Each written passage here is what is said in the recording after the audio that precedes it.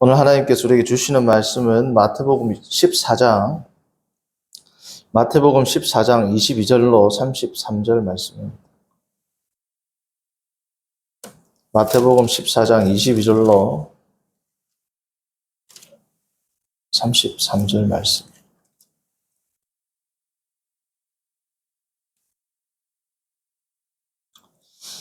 한 절씩 교독하시고 33절 합독합니다. 예수께서 즉시 제자들을 제쳐가서 자기가 무리를 보내는 동안에 배를 타고 앞서 건너편으로 가게 하시고 무리를 보내신 후에 기도하러 따로 산에 올라가시니라. 저녁에 거기 혼자 계시더니 배가 이미 육지에서 술이나 떠나서 바람이 거스름으로 물결로 말미암아 고난을 당하더라. 밤 사경에 예수께서 바다 위로 걸어서 제자들에게 오시니 제자들이 그가 바다 위에 걸어오심을 보고 놀라 유령이라 하며 무서워하여 소리치르거늘 예수께서 즉시 이르시되 안심하라. 나니 두려워하지 말라. 베드로가 대답하여 이르되 주여 만일 주님이시거든 나를 명하사 물 위로 오라 하소서 하니 오라 하시니 베드로가 배에서 내려 물 위로 걸어서 예수께로 가되 바람을 보고 무서워 빠져가는지라 소리질러 이르되 주여 나를 구원하소서 하니 예수께서 즉시 손을 내밀어 그를 붙잡으시며 이르시되 믿음이 작은 자여 왜 의심하였느냐 하시고 배에 함께 오름에 바람이 그치는지라 배에 있는 사람들이 예수께 절하며 이르되 진실로 하나님의 아들이로소이다 하더라. 아멘. 오늘 말씀의 제목은 믿음이 작은 자를 세우시는 하나님입니다. 믿음이 작은 자를 세우시는 하나님.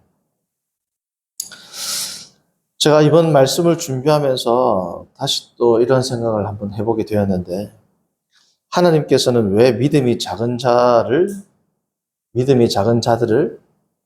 사도로 세우셨을까요? 우리가 마태복음에만 보더라도 바로 뒷장 15장에 보면 가나안 여인이 나옵니다. 가나안 여인. 가나안 여인에 대해서 예수님께서 15장 28절 뭐라고 평가하세요? 내 믿음이 크도다. 내 믿음이 크다. 그랬습니다. 우리가 잘 아는 백부장의 믿음, 마태복음 8장에 나오는 백부장의 믿음에 대해서도 예수님께서 뭐래요? 내가 이스라엘에서 이만한 믿음을 보지 못했다. 이만한 믿음이라는 것은 원어 헬라어로 보면 이만큼 큰 믿음, 이만큼 위대한 믿음을 보지 못했다. 자, 마태복음에 보면 큰 믿음, 위대한 믿음을 가진 자가 적어도 2명 이상이 나오죠. 백부장, 그리고 뭡니까? 가나안 여인. 자, 그러면 누구를 사도로 세우는 게 맞을까요? 믿음이 큰 자를 세워야 되겠죠. 우리가 사회나 이 세상의 법칙에서는 다 뭐예요? 더 뛰어난 자를 세우려고 합니다. 자, 그런데 예수님께서는 왜 믿음이 작은 자를 세우셨을까요? 이게 바로 예수님의 하나님의 큰 섭리이고 하나님의 방법입니다. 그렇죠? 우리가 고린도전서 1장을 보면 사도 바울이 고린도 교인들에게 뭐예요? 너희들 가운데 학자, 변사가 많지 않고 너희들 가운데 가문이 출중한 자도 없다. 그러나 하나님께서는 뭐라고요? 약한 자를 들어서 강한 자를 부끄럽게 하시는데 사용하신다. 가난한 자를 들어서 부한 자를 부끄럽게 하시는데 사용하신다. 하나님의 방법은 작고 연약한 자들을 세우시고 일으키셔서 하나님 나라의 백성, 교회의 중요한 기초로 삼으셨습니다. 자, 근데 이 믿음이 큰 자, 제자들에게는 오늘 말씀을 보니까 믿음이 어떤 자? 작은 자라 그랬죠. 자, 그러면 제자들의 믿음이 백부장이나 가나안 여자의 믿음보다 정말 작을까요? 성경에서는 분명 제자들의 믿음이 더 작다고 했습니다.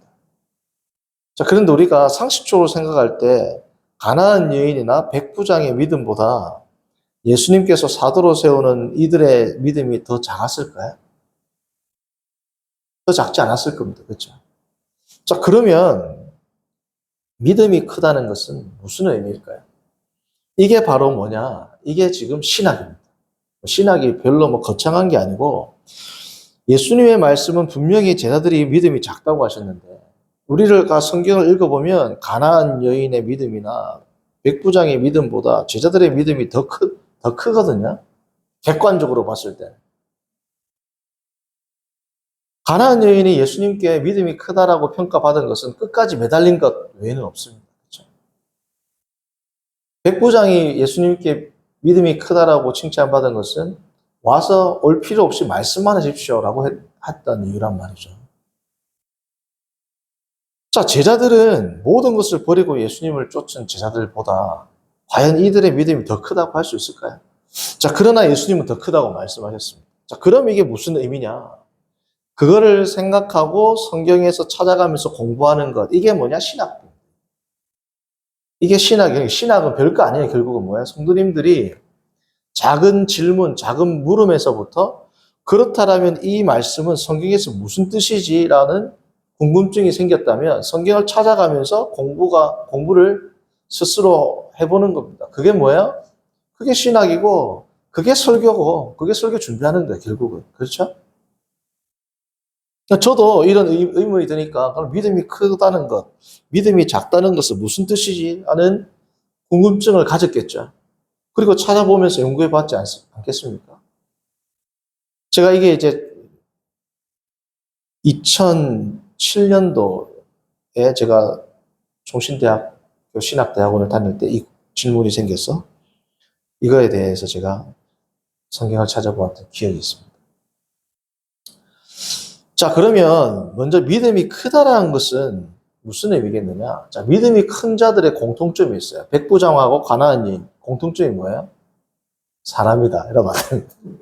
그건 이제 유초등부 애들이 하는 말이고. 인간입니다. 이렇게 얘기하면 안 되죠. 백부장과 가나안 여인의 공통점은 이방인. 이방인이라는 말에서 이제 답이 나와요. 자, 이방인은 복음을 들어보았을까요? 안 들어보았을까요? 구약 성경을 알아요? 몰라요? 풍문으로 들었습니다. 풍문으로 들었어요. 우리 이거 유행가가 있듯이 풍문으로 들었단 말이에요. 누가? 예수라는 자가 있는데 메시아라더라. 그 풍문으로 들었음에도 불구하고 예수 그리스도의 능력과 예수 그리스도의 메시아됨을 뭐예요?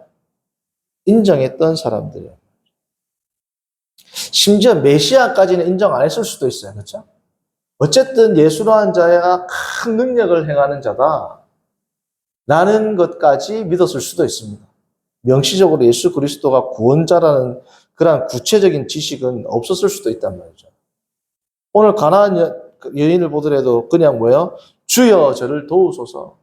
주라고 할 때 이 주가 무슨 의미인지도 모릅니다. 그냥 상급자를 부르는 극존칭이 주란 말이죠. 마스터, 왕을 부르듯이. 그런데 이 이방인들은 그 풍문으로 들었음에도 불구하고 그 풍문에 들려지는 그 내용을 믿었어요, 안 믿었어요? 그 작은, 어떻게 보면 낭설, 소문으로 치부할 수 있는 것들을 그들이 믿음으로 가지고 예수님께 나와 간구하고 기도나 이제 간구하고 간청했던 내용이 나오지 않습니까? 자, 이스라엘 백성들은 구약 성경을 알았어요, 몰랐어요? 알았죠. 여호와 하나님을 알았어요, 몰랐어요? 메시아 예언에 대해서도 물론 왜곡되었지만 성경을 통해서 희미하게나마 알았어요, 몰랐어요? 알았죠. 그러나 예수 그리스도에 대한 믿음이 있었습니까, 없었습니까? 특히나 종교 지도자들이 있었어요, 없었어요? 그러니까 상대적으로 이들의 믿음은 풍문으로 들었음에도 불구하고 그리스도를 주라 부르고 따라갔는데 종교 지도자들은 너희들의 믿음은 도대체 무엇이냐에 대한 책망의 의미가 있는 거죠. 그래서 나아만 장군의 믿음도 예수님께서 항상 이스라엘 백성들의 불신앙을 설명할 때 가지고 오는 게 누구예요? 나아만 장군. 그리고 스바 여왕 이렇게 나오지 않습니까? 그 이방인들도 시바 여왕이라든지 나아만 장군 풍문으로 듣고 와가지고 뭐예요?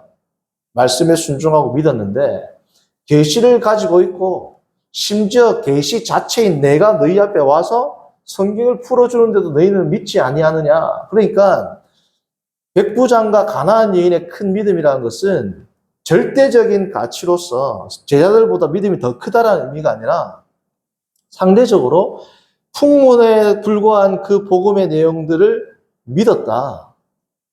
그리고 이 그들이 믿음이 크다라는 것은 당대 믿지 아니하는 이스라엘 백성에게 뭐예요? 하나의 굿 example, 샘플로서 예수님께서 제시하는 것이란 말이죠.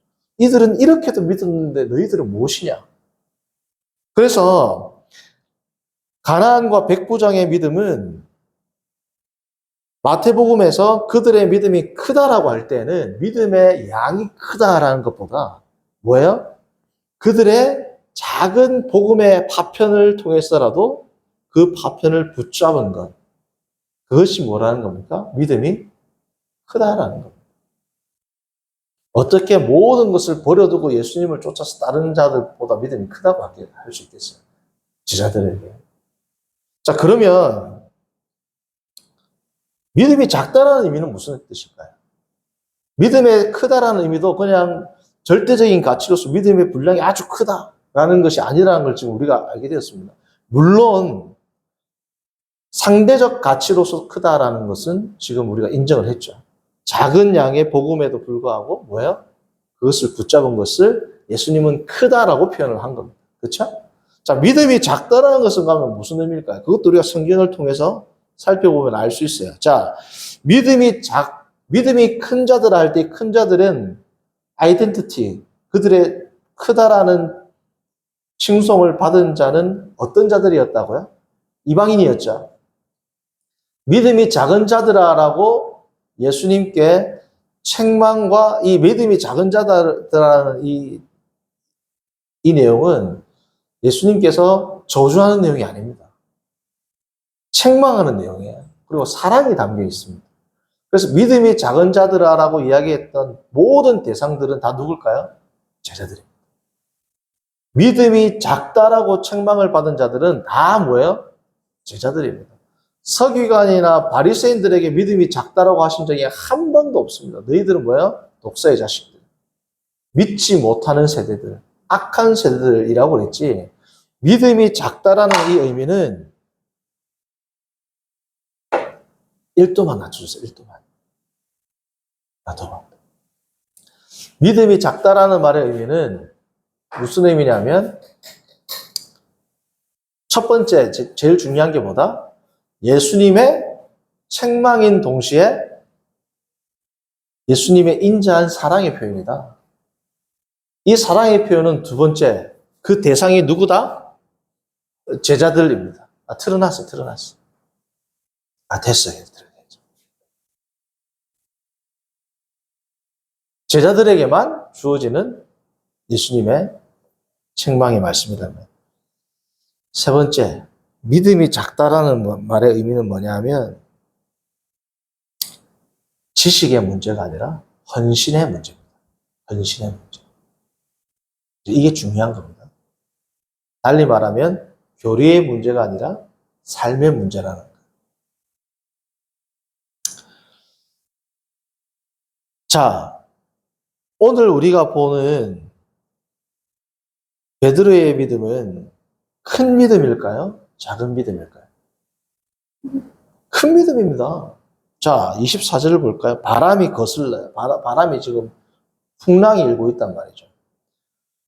물결로 말미암아 고난을 당하더라. 바람이 거스름으로 물결로 말미암아 고난을 당하더라. 이 말의 원어적 의미는 무슨 뜻이냐면 목적지가 있는데 노를 저으면 나간다, 못 나간다? 못 나간다. 바람이 거슬리니 그 정도로 이제 바람이 세다는 겁니다. 자, 그 정도로 바람이 센데 28절 봅니다. 27절. 안심하라. 나니 두려워하지 말라. 자, 26절 보면 처음에 유령이라 그랬죠. 27절 예수님께서 유령이라고 놀랐다라는 말은 예수님을 알아볼 수 있다, 못 알아볼 수 있다. 알아보기도 힘들 만큼 뭐였다? 이 어두운 밤이었고 폭풍이 치고 있었단 말이죠. 근데 예수님의 목소리만을 듣고 예수님인 것을 알 정도로 그래도 뭐야? 친밀한 관계가 있었다는 거죠.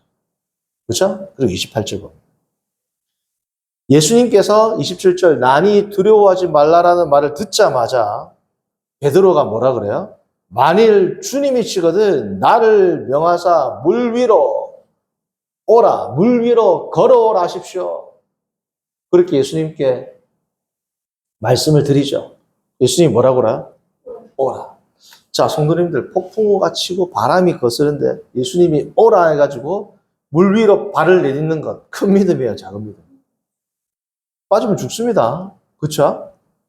그런데 예수님이 오라고 하니까 지체 없이 어떻습니까?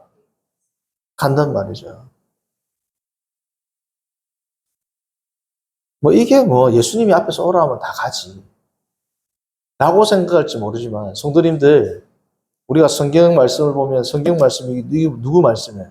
예수님 말씀이죠. 예수님께서 하신 말씀 우리가 세상에 살면서 지키기 쉽던가요? 예수님이 눈앞에서 이야기하는 거나 예수님의 직접 계신 이 말씀을 우리가 읽을 때나 별 차이가 없단 말이죠. 그런데 이 말씀을 우리가 들어야 지키기가 쉬워요, 안 쉬워요?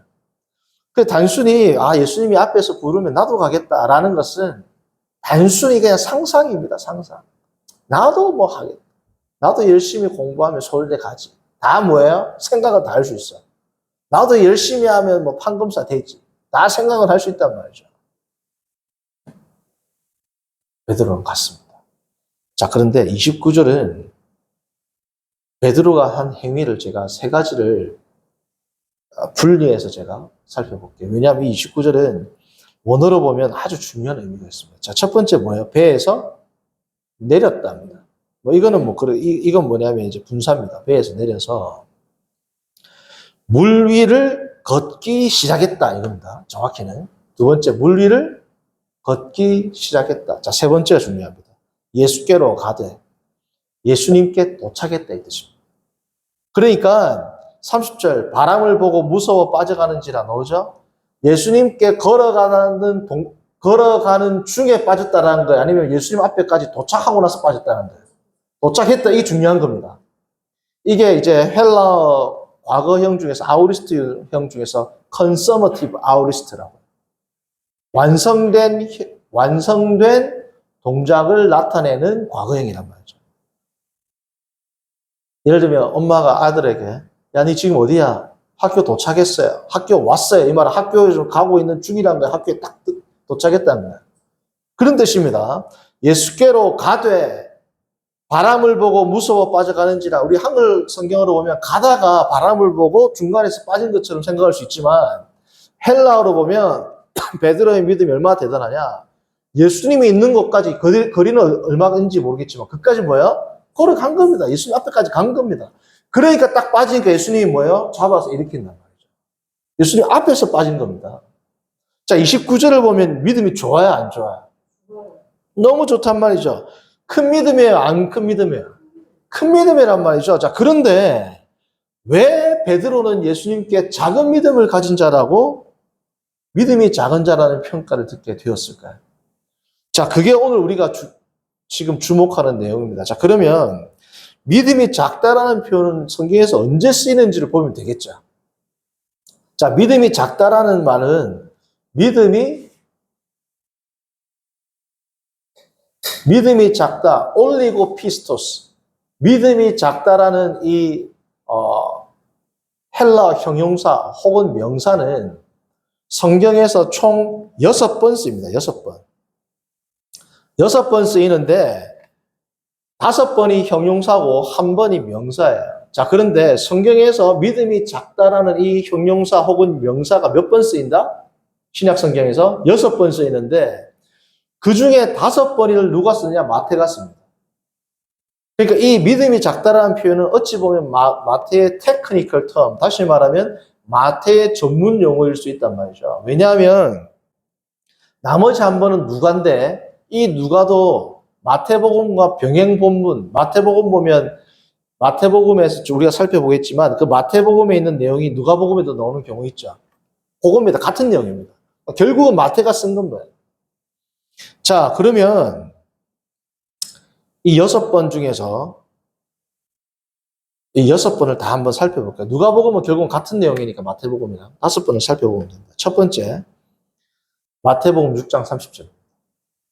두 번째가 일단 한번 제가 쭉 불러드리고 다시 구체적으로 살펴보겠습니다. 두 번째가 마태복음 8장 26절이에요. 믿음이 작은 자들이라 라는 표현이 나온 게.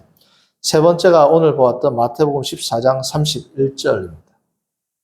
네 번째가 마태복음 16장 8절입니다. 마태복음 16장 8절. 그 다음에 마태복음 17장 20절에 나옵니다. 마태복음 17장 20절. 자, 우리가 이제 하나씩 살펴볼게요. 네? 나머지 하나는 누가복음이니까 누가복음 12장 28절. 근데 그거는 마태복음 6장 30절하고 똑같아요. 같은 배경 부분이기 때문에 제가 5개만 불러드린 겁니다. 누가복음 12장 28절은 마태복음 6장 30절의 병행 본문입니다. 그러니까 누가복음 빼고 마태복음만 제가 이제 살펴볼게요. 자, 마태복음 6장 30절은 우리가 잘 아는 산상수훈에서 예수님께서 하나님과 재물을 동시에 섬길 수 없다라는 그 내용을 하시면서 뭐라고 하느냐. 오늘 있다가 내일 아궁이에 던져지는 들풀도 하나님이 이렇게 입히시거든. 하물며 너희일까 보냐? 뭐라고요? 믿음이 작은 자들아. 자, 이제 머리에 한번 넣어놓으세요. 이 내용을. 자, 두 번째, 8장 26절입니다. 이것도 오늘 마태복음 14장과 같은, 비슷한 배경입니다. 폭풍우 가운데. 예수께서 이르시되 어찌하여 무서워하느냐 믿음이 작은 자들 하시고 곧 일어나사 바람과 바다를 꾸짖으시니 아주 뭐라고요? 잔잔하게 되거늘. 세 번째, 오늘 우리가 보았던 예수께서 즉시 손을 내밀어 그를 붙잡으시며 이르시되 믿음이 작은 자여 왜 의심하였느냐 하시고. 자, 그리고 마태복음 16장 8절입니다. 마태복음 16장 8절은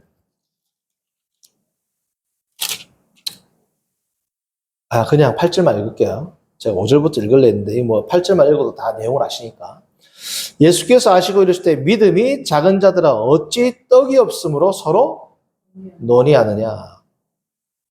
5절부터 읽을게요, 그냥. 5절, 6절, 7절까지 읽습니다. 마태복음 16장.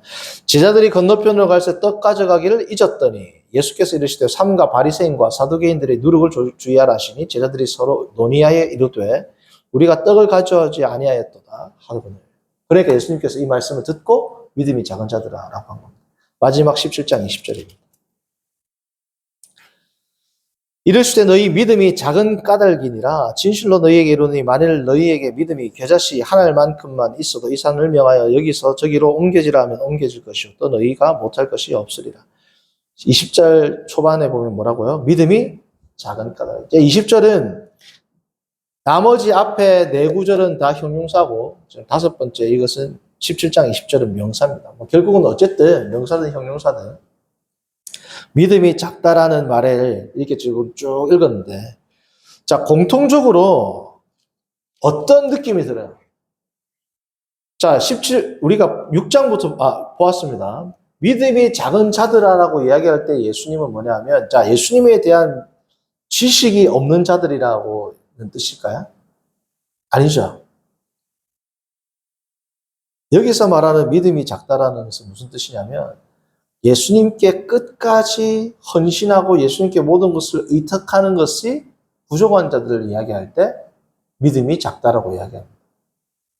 자, 백부장이나 가나안 여인들은 끝까지 예수님께 모든 것을 헌신하고 의탁하지는 않았습니다. 그렇죠? 그냥 딸을 낳게 해주십시오. 우리 종을 낳게 해주십시오. 이거는 예를 들어서 일반 종교, 예수님을 안 믿는 종교도 자기들이 믿는 절대자한테 이렇게 뭐예요? 간청하고 기도하죠. 자, 그런데 우리 기독교에서는 그것은 믿음의 시작입니다. 그렇죠? 우리가 믿다라고 할 때 헬라어 피스티오, 히브리어 아만, 영어로 faith, 한글로 믿음 할 때 이 믿음은 크게 두 가지입니다. 뭐예요? 지식적으로 예수 그리스도가 주로 우리가 수납하는 것. 두 번째, 그것 위에서 뭡니까? 모든 것을 주님께 의탁하고 나의 생명까지도 주님께 던지는 것. 그것을 어떻게 보면 헌신인데 이 헌신을 성경에서는 뭐라 그래요? 믿음이란다. 가나안 여인이 자기가 가진 모든 것을 던졌습니까? 아니죠. 오히려 자기에게 필요한 것을 구했어요. 백부장이 자기의 모든 것을 던졌나요? 오히려 자기에게 필요한 것을 구한단 말이죠. 자, 성경에서는 이것을 이방인에게는 크다라고 하지만 이 믿음은 큰 믿음이 아닙니다. 제자들에게는. 성도님들, 교회에 나온 분들 중에서 예수님한테 힘들 때 예수님 내 도와주세요. 예수님 우리 아들을 낫게 해주세요. 사업이 힘든데 도와주세요. 열심히 기도하고 금식하는 분들 많죠? 그것 자체를 큰 믿음이라고 안 한단 말이에요, 성경에는. 이방인들은 그 정도 된 큰 믿음이라는 칭찬을 받을 수 있다는 겁니다. 초신자일 때는 큰 믿음이라고 받을 수 있다는 겁니다. 그러나 제자들이 계속 그 믿음을 가지고 있으면 뭐예요? 이거는 믿음이 작단 말이에요. 작은 것도 아니고 이건 믿음이 있다라고도 말할 수 없는 그러한 믿음이라고 책망받는 믿음입니다. 자, 그러면 제자들에게 믿음이 작다라는 것은 뭐냐면 예수님께 모든 것을 헌신하는 것이 부족할 때 믿음이 작다라고 하는 겁니다. 자, 볼까요? 마태복음 6장 30절. 아궁이에 던져지는 들풀도 하나님이 입히시거든 너희는 뭐라고요? 이것 가지고 근심을 하느냐라고 하죠. 그러니까 무엇을 먹고 마시고 입을까에 뭐라고요? 근심하지 말라. 무엇을 먹고 마시고 입을지에 근심하면서 뭐 열심히 기도하면 그게 뭐래요? 뭐라는 겁니까? 믿음이 작다라는 겁니다. 행위로 믿음이 좋은 것처럼 드러나도 하나님께서 너희들을 먹이시고 입히시고 너희를 살려주신다. 그것을 믿고 하나님께 뭐예요? 모든 것을 던져라. 그게 뭡니까? 6장 33절이잖아요. 그런즉 너희는 먼저 그의 나라와 그의 의를 구하라. 프라이오리티란 말이죠. 지금 너희들이 먹고 마실 것이 없어도 너희들은 뭘 구해라?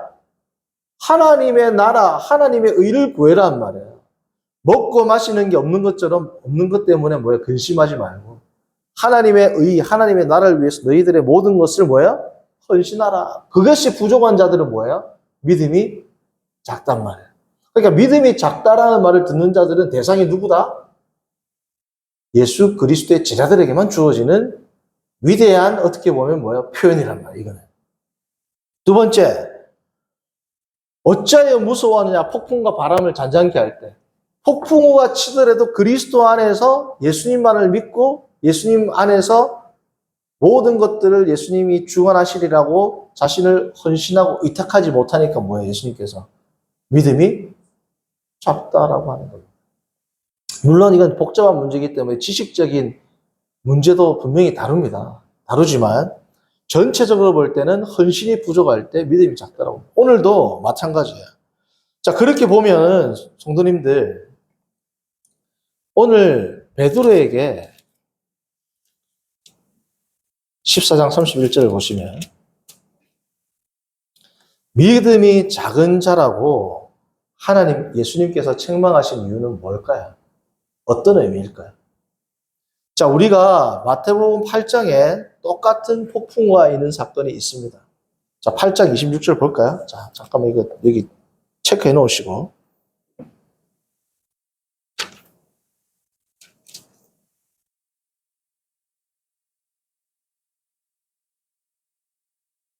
8장 보셨죠? 26절. 자, 25절부터 봅니다. 제자들이 나와 깨우며 이르되 주여 구원하소서 우리가 죽겠나이다. 성도님들 믿음 좋은 거야 안 좋은 거야? 막 죽을 때 예수님 살려주세요. 믿음 좋은 거란 말이죠. 그런데 예수님께서는 뭐라고요? 믿음이 작은 자들아. 27절. 그 사람들이 놀랍게 여겨 이르되 이가 어떠한 사람이기에 바람과 바다도 뭐라고요?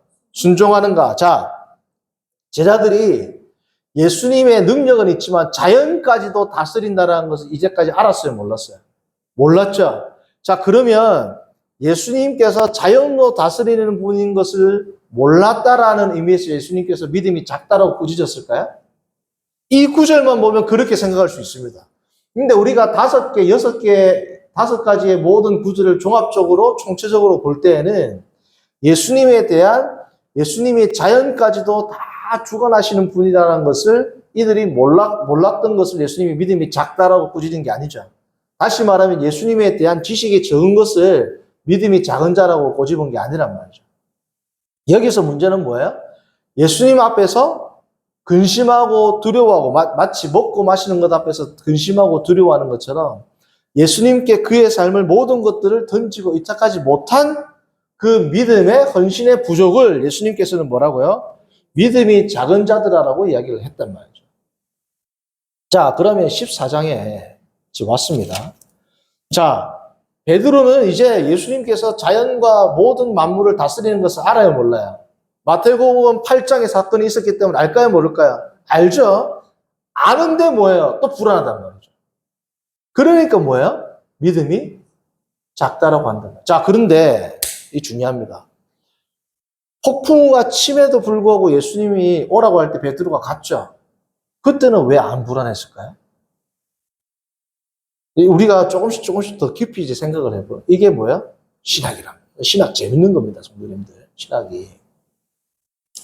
자, 30절에서는 바람을 보고 무서워하는데, 그러면 28절, 29절에는 무서운데 갔다는 뜻일까요? 아니면 담대하게 갔다는 뜻일까요? 담대하게 간 겁니다. 근데 왜 갑자기 무서워할까요? 자, 답은 어느 정도 나옵니다. 뭐예요? 바람을 보았기 때문이다. 자, 그러면 28절, 29절에는 바람이 안 보여요? 바람 보이겠죠? 근데 왜 바람을 보고를 강조했을까요?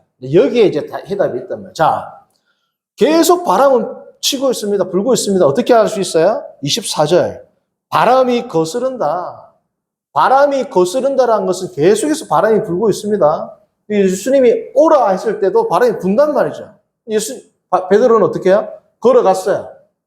근데 왜 갑자기 불안하는 말이지?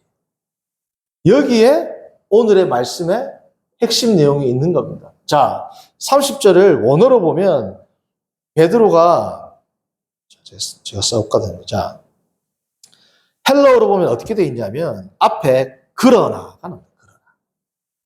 앞에 담대한 믿음과는 이제 반대라는 뜻이죠. 그러나 다음에 무슨 내용이 나오냐? 바람을 보고가 아니고 정확히 말하면 그러나 베드로가 그 바람이 강한 것을 보고 그 바람이 강한 것을 보고 자, 그 바람이라는 건 뭘까요? 앞에 24절에 나왔던 바람이 거스르다고 할 때 그 바람이에요. 그죠? 근데 그 바람이 어떻다? 강력하단 말이죠. 자, 이게 왜 중요하냐? 베드로가 그 강한 바람을 보고도 아니에요. 이 헬라어에서는 이게 형용사가 서술적으로 쓰이는지 아니면 이 형용사가 수식어로 쓰이는지에 따라서 좀 강조가 틀려요. 자, 서술적 용법이라는 건 이런 겁니다. 그 남자는 키가 크다. 이때는 형용사 크다, 키가 큰 할 때 이 크다가 서술적으로 쓰이는 겁니다. 그 남자는 키가 크다. 근데 똑같은 형용사인데 수식어로 쓰일 때는 어떻게 쓰느냐? 그 큰 남자 할 때는 같은 크다인데 여기서는 뭐예요? 수식어죠. 자, 여기서 바람이 크다는 수식어가 아니라 뭐예요? 서술어로 쓰인 겁니다. 그 바람이 강하다. 그 강한 바람이 아니고 그 바람이 강하다에 뭐예요? 강조가 있단 말이죠. 근데 이 바람 앞에서 정관사 더가 붙었어요. 바람은 바람인데 무슨 바람? 24절부터 있었던 그 폭풍우가 강하다란 말이에요. 자, 여기에 이제 해답이 있습니다. 자, 베드로는 어떻게 생각을 했느냐? 자, 이겁니다. 주님이시여든 나를 걸어오라 하십시오. 자, 그러면 마태복음 8장에서는 예수님 도와주소서 하니까 예수님이 곧바로 어떻게 했어요? 바람을 꾸짖었죠. 꾸짖어가지고 잠잠해졌어, 안 잠잠해졌죠? 잠잠해졌죠. 자, 예수님 나를 걸어오라 하십시오. 베드로가 딱 걸었어요. 바람은 불어 계속. 그러나 예수님 앞에까지 도착을 딱 했어. 베드로의 예상은 어땠을까요? 그러면 베드로를 예수님께서 칭찬하시면서 바다와 바람은 잠잠할지어다. 이런 걸 예상했겠죠. 도착을 했단 말이지.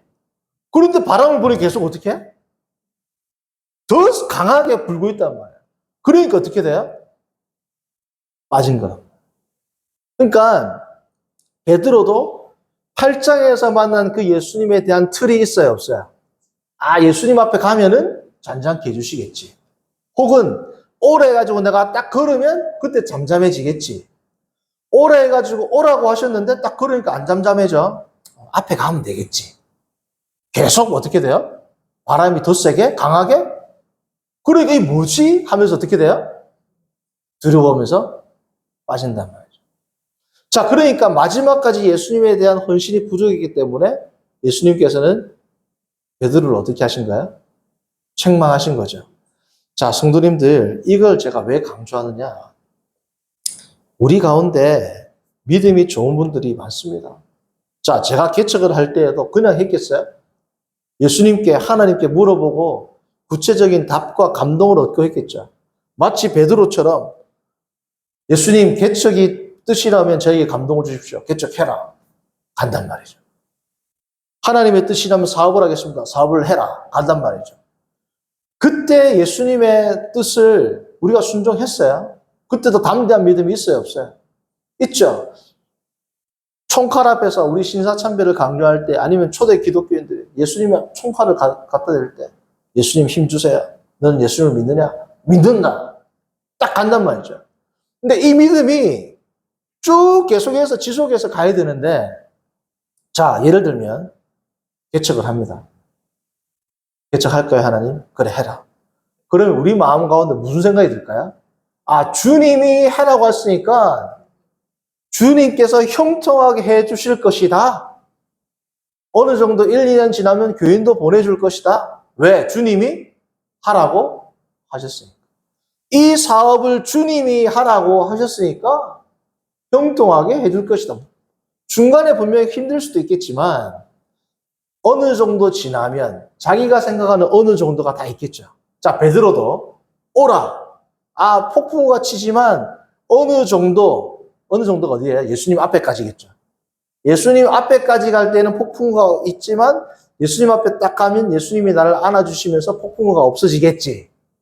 까지가 예수님이 베드로가 생각했던 하나의 뭐예요? 그림이라, 그림.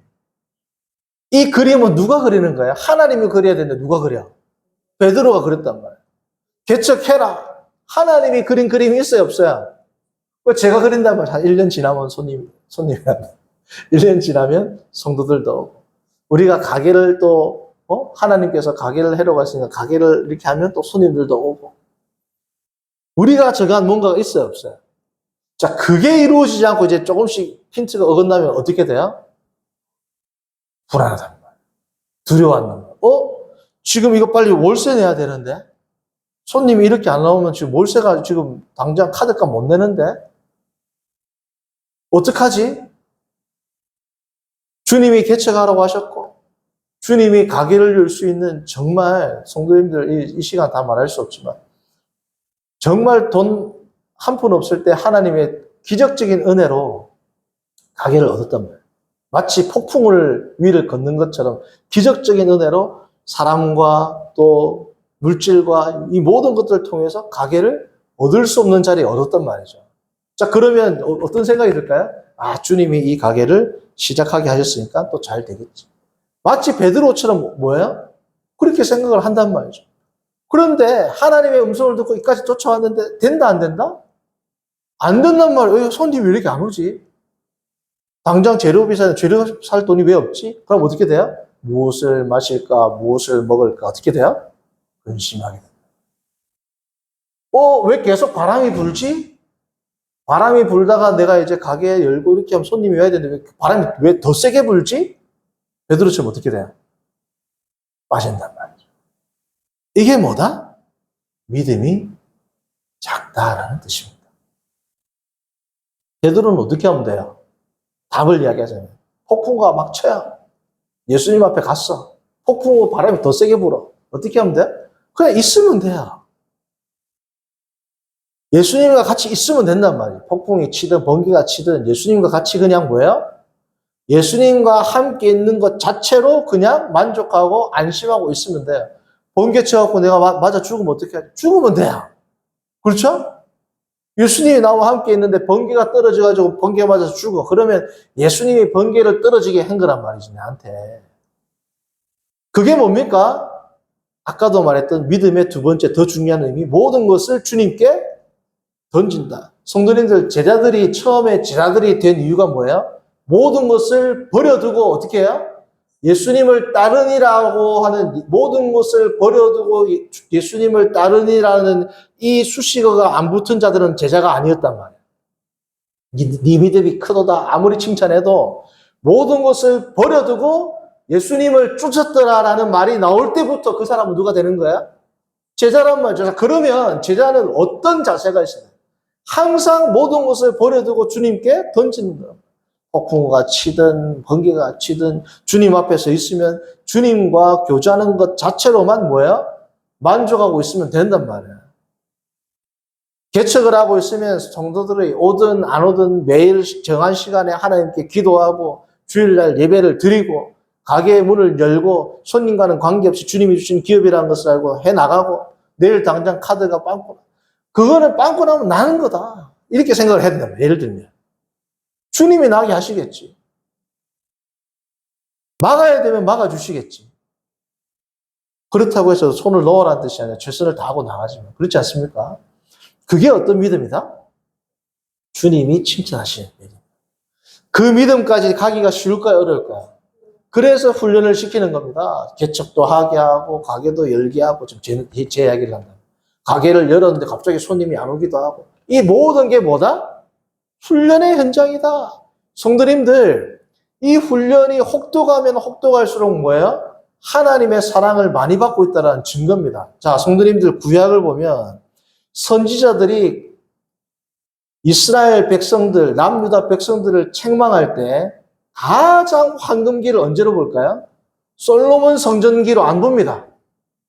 선지서 보세요. 선지자들이 책망할 때 가장 너희들이 하나님께 은혜를 받은 적이 언제냐라고 물어볼 때가 언제인 줄 알아요? 출애굽기란 말이에요. 출애굽기. 출애굽 때는 뭐예요? 아무것도 없어요. 나라도 없어요. 물도 없어요. 밥도 없단 말이에요. 아무것도 없어요. 하나님이 불기둥, 구름기둥으로 가라 하면 가야 돼. 먹을 게 없어갖고 하늘에서 떨어질 때까지 기다려야 돼. 마실 게 없으면 물이 나올 때까지 기다려야 돼. 그때가 선지자들이 생각할 때 이스라엘 전체 역사 가운데 뭐라고요? 황금기라고 해요. 황금기. 그때가 황금기라고 그럽니다. 성도님들, 왜 하나님은 이스라엘 백성들을 그렇게 훈련시켰을까요? 자, 성도님들, 우리가 이스라엘 백성들을 보면 하나님이 기적을 보는데 이들이 왜 불안해하지? 우리도 똑같아요. 자, 하나님이 기적을 베풀어 줘가지고 오늘 만나를 내렸어. 내일 내린다는 보장이 있어요, 없어요? 없단 말이야. 오늘 이 위기를 넘겼어. 내일 어떤 위기가 닥쳤을 때 넘긴다라는 보장이 있어요, 없어요? 하나님이 해주시면 그때 감사한 겁니다. 그렇죠? 그러나 하나님이 해주시지 않으면 뭐예요? 불안하단 말이죠. 그런데 이걸 계속 반복해가지고 너희들은 나만 의지하라. 그래서 신명기에 나오죠.